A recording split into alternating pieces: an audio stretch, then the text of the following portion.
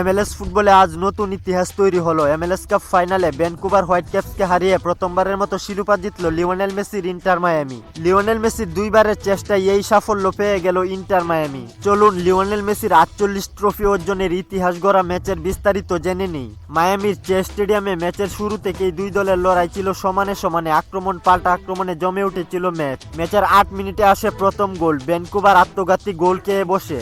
Lionel মেসির cross clear করতে গিয়ে ডিফেন্ডারের পায়ে লেগে ভুল করে বল ঢুকে যায় নিজেদের জালেই।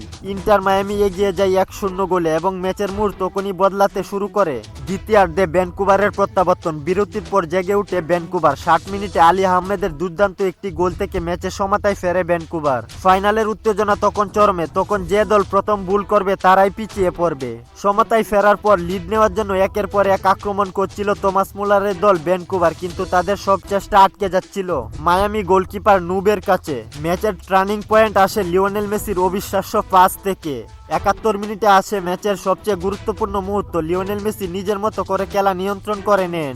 একটি নিখুঁত থ্রো পাস দেন রদ্রিগো ডিপলকে। ডিপল কোনো ভুল করেননি, শান্তভাবে বল জালে পাঠিয়ে মায়ামিকে আবারও লিড এনে দেন। 2-1 গোলে এগিয়ে যায় ইন্টার মায়ামি। এই গোলই ফাইনালের গতিপথ পুরোপুরি বদলে দেয়। শেষ মুহূর্তে আবারও লিওনেল মেসির জাদুকরী অ্যাসিস্ট। যোগ করা সময়ের শেষ মুহূর্তে মেসির বাড়ানো বল থেকে আলেন্দে গোল করে মায়ামির জয় নিশ্চিত করেন। এর সঙ্গে শেষ হয় অপেক্ষা। ইন্টার মায়ামি প্রথমবারের মতো এমএলএস কাপ ফাইনাল জিতে যায়।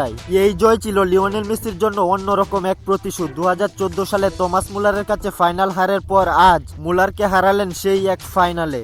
ফাইনাল ম্যাচের ম্যাচ সেরা হয়েছেন লিওনেল মেসি। 2টি অ্যাসিস্ট, খেলায় আধিপত্য, ফাইনালের প্রতিটি বড় মুহূর্তে ছিলেন তিনি কেন্দ্রবিন্দুতে। ইন্টার মায়ামি এখন এমএলএস এর নতুন শক্তি, আর লিওনেল মেসির হাত ধরে ক্লাবটি পেয়ে গেল তাদের প্রথম বড় ট্রফি।